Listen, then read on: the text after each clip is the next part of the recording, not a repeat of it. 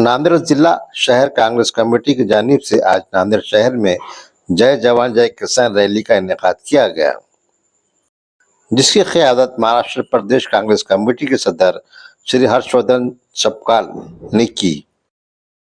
जय जवान जय किसान महातिरंगा रैली का इनेकाद कांग्रेस पार्टी के न्यू मोंढा में वाक़ दफ्तर से हुआ। ये रैली शहर के मुख्तलिफ इलाकों से गुजरते हुए महात्मा गांधी के मुजस्समे तक पहुंची। इस रैली में कांग्रेस पार्टी के अहदेदारान के अलावा कारकुनान ने कसीर तादाद में शिरकत की।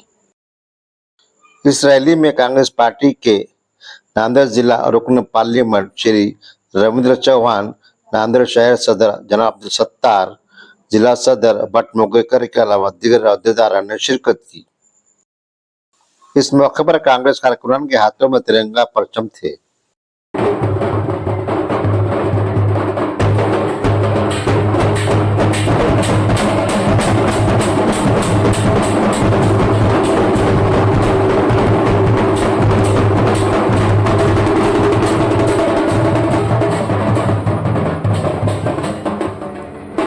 महाराष्ट्र केसरी होते मात्र आता ते साध्या नुरा कुस्ती लढतायत. आपण भाषणात म्हणाल काय म्हणायचं नेमकं अशोक चव्हाण? नाही, अशोक चव्हाण साहेब हे दीर्घकाळ मंत्रिमंडळामध्ये राहिले, आमदार राहिले, खासदार राहिले आणि मुख्यमंत्री देखील राहिले, प्रदेश काँग्रेस कमिटीचे अध्यक्ष देखील राहिले.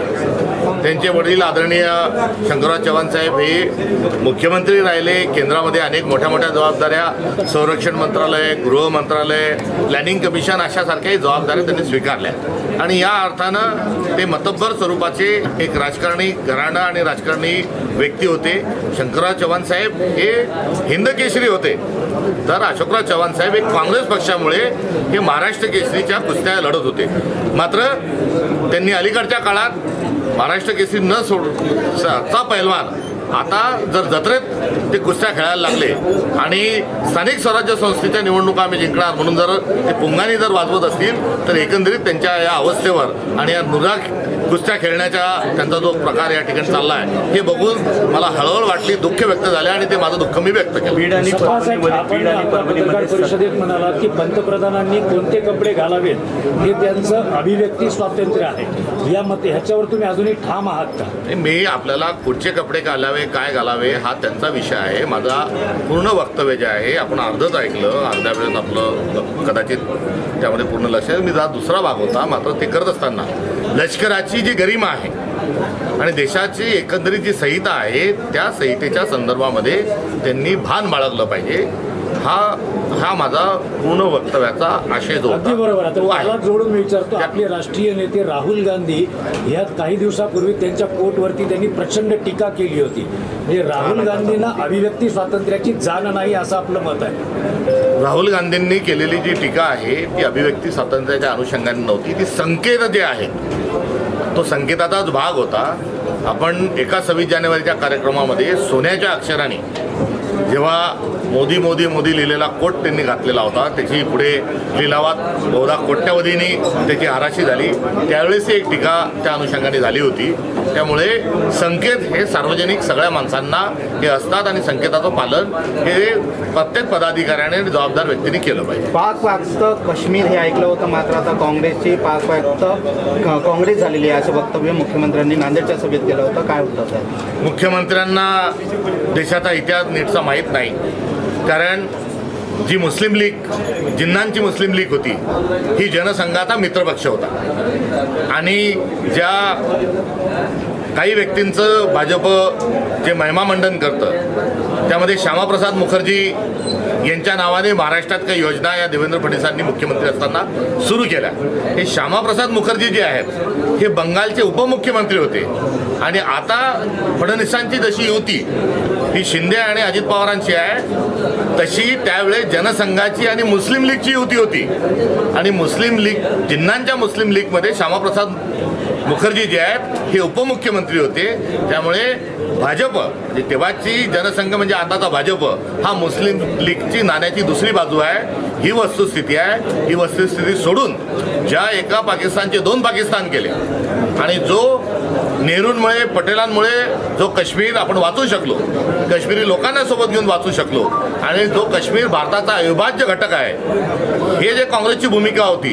पुढे जाऊन शिमला करार करत असताना काश्मीर हा आमचा अविभाज्य घटक आहे आणि काश्मीरवर आम्ही चर्चा करणार नाही असा शिमला करार होता. आणि त्या शिमला करारामध्ये असंही होतं की तिसऱ्या कोणत्याही व्यक्तीला आम्ही या करारामध्ये आम्ही या प्रश्नाच्या अनुषंगाने चर्चा करू देणार नाही.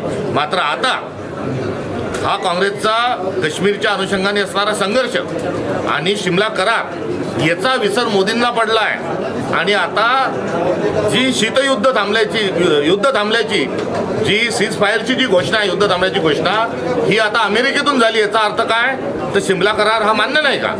त्यामुळे काश्मीरमध्ये हा आपल्या हातातून सोडण्याच्या अनुषंगानं ह्या ज्या हालचाली केल्या जात आहेत का, असा एक प्रश्न त्या ठिकाणी निर्माण झाला आहे. आणि ह्या सर्व पार्श्वभूमीवर जर फडणवीस असं म्हणत असतील तर त्यांचं डोकं ठिकाणावर आहेत का, हाच प्रश्न विचारल्याशिवाय गत्यंतर नाही. मुंबई बुडत असताना मुख्यमंत्री फडणवीस मात्र संध्याकाळपर्यंत म्हणजे रात्री 8 वाजेपर्यंत नांदेडमध्येच मुक्कामी होते राजकीय सभेसाठी. मुंबई जी तुंबली होती ती मुंबई नव्हती तुंबली, तर देवेंद्र फडणवीसांचा भ्रष्टाचार त्या ठिकाणी तुंबला होता.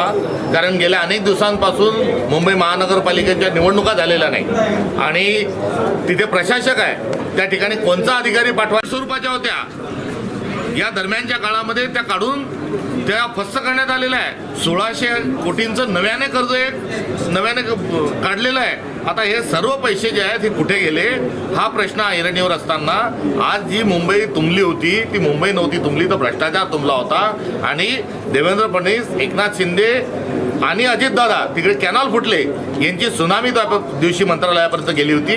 तिथे मुंबई डुबती आहे, अलर्ट मोठा आहे, शेतकऱ्यांच्या फळबागांचं नुकसान होतं आहे. आणि खुशाल इथे मुख्यमंत्री जर राजकीय भाषण करत असतील, जर चुकीचं बोलत असतील आणि या महाराष्ट्राचे जे जहापना आहेत हे अमित शहा आहेत. कारण अमित शहांच्याच म्हणण्यानुसार महाराष्ट्र चालतो. महाराष्ट्रामध्ये कोण मुख्यमंत्री होणार, कोण उपमुख्यमंत्री होणार, कोणाची युती होणार, कोणाला कोणतं खातं मिळणार, कोणत्या जिल्ह्याचा कोण पालकमंत्री होणार, हे सर्व निर्णय हे अमित शहा घेत आहेत. आणि त्या अमित शहाच्या दिमतीला या ठिकाणी मुख्यमंत्री होते. त्यांनी कुठल्याही प्रकारचं या ठिकाणून झूम मिटिंगवर मुंबईची चौकशी केली नाही. अलर्ट होता, अलर्ट असतानाही ते बेफिकीर राहिले. जी नालेसफाई आहे त्या नालेसफाईमध्येही भ्रष्टाचार होता. एकंदरीत त्या दिवशी मुख्यमंत्री अत्यंत बेजबाबदार पद्धतीने वागल्याचं महाराष्ट्राला दिसलं. 3 दिवस या ठिकाणी केंद्रीय गृहमंत्री अमित शहा होते. या 3 दिवस त्यांच्या दिमतीला होते. 3 दिवस त्यांनी महाराष्ट्र बंद करून ठेवला होता. प्रशासकीय कामं कोणतेच त्यांनी केले नाही आणि पर्यायाने त्याचा फार मोठा फटका हा महाराष्ट्राला हा बसलेला आहे. बीड आणि परभणीमध्ये सद्भावना रॅली काढण्यात आली होती, मात्र अमित देशमुख त्या ठिकाणी उपस्थित नव्हते. सध्या ते ऍक्टिव्ह दिसत नाहीत काँग्रेसचे. अमित देशमुख हे काँग्रेसचं एक जाणतं नेतृत्व आहे. विलासराव देशमुख साहेबांचा मोठा योगदान हे काँग्रेस पक्षाला मिळालेलं आहे. त्यांचा सातत्याने आम्ही संपर्कात आहोत. मागच्याच आठवड्यामध्ये दीर्घ चर्चा त्यांच्याशी झाली होती आणि आपल्याला ज्या काही ॲक्टिव्हिटी आहेत एकंदरीत ॲक्टिव्हिटीमध्ये ते आपल्याला लवकरच सगळ्या कार्यक्रमांमध्ये हिरिरीत. सावरकरांची जयंती आहे, काय प्रतिक्रिया आपली? जे आज व्यक्ती नाहीत या व्यक्तींच्या संदर्भामध्ये आपण सद्भावना ठेवणं हे एक अत्यंत महत्त्वाचं आहे. तो आपली परंपरा आहे, ती आपली संस्कृती आहे. त्यामुळे सद्भावना रॅली जर आम्ही काढत असलो तर ती सद्भावना ही जगाच्या संदर्भातही आहे. आणि राहिला सावरकरांच्या जेलमध्ये जाण्याच्या आधीचा जो त्यांचा कार्यकाळ आहे त्या कार्यकाळाच्या संदर्भामध्ये त्यांना अभिवादन करायला कुठली हरकत नाही. सर, देशात जे मॉब लिंचिंगची घटना वाढत आहे, काँग्रेस पार्टीसोबत मुस्लिम समाज खंबीरपणे उभा राहतो, पण हा जो प्रश्न आहे मुस्लिम समाजाचा त्या संदर्भात काँग्रेस पार्टी काय? मॉब लिंचिंग हे कोणत्याही प्रकारचं असो, ते धर्माचा माणूस असो, जातीचा माणूस असो किंवा एखादा महिला पुरुष या विषयाचा असो, या सगळ्या विषयामध्ये लोकशाहीचे जे मूल्य आहेत त्यांचं पालन व्हावं हीच भूमिका आहे. आणि मॉब लिंचिंग सारखे प्रकार हे भारतामध्ये घडतात, हे फार मोठं आपलं दुर्दैव आहे. सत्यजित ताबेंनी एक वक्तव्य केलेलं आहे की राहुल गांधी ॲक्सेसेबल नाही. तितक्या मोठ्या नेत्यांना जर राहुल गांधी भेटत नसतील का ती नाराज का? राहुल गांधींनी किमान 100 वेळेस ही त्यांच्याशी फोनवर संपर्क साधलेला आहे. त्यांच्या निवासस्थानी ते मुक्कामी असल्याचं देखील फोटो आपण सर्वांनी बघितले आहेत. आता त्यांना त्यांची जी राजकीय अस्वस्थता आहे त्या अस्वस्थतेच्या अनुषंगाने त्यांनी ते वक्तव्य केलं की अजून त्याची काय कारणं आहे हे मला सांगता येणार नाही. मात्र ते एक्सेसेबल आहेत. जे कामं आहेत त्या सर्वांच्या संदर्भामध्ये ते सर्वांना भेटत असतात. एवढंच नाही तर आपल्याच येथील राहुल प्रधान जे आहेत हे राहुल गांधींना 2 दिवसापूर्वीच ते भेटून आलेले आहेत. भारत जोडो यात्रेच्या निमित्तानं नांदेडमध्ये अनेक कार्यकर्त्यांना ते भेटलेले आहेत. त्यामुळे त्यांचा हा जे एकंदरीत उत्तर आहे हे मनाला न पटणार आहे आणि सत्यजित तांबे साहेब हे काँग्रेसच्याच भरोशावर म्हणजे काँग्रेसच्याच पाठिंब्यावर ते निवडून आलेले याची त्यांनी भान ठेवावं एवढी त्यांच्याकडून असणारी नम्र प्रार्थना आहे. धन्यवाद.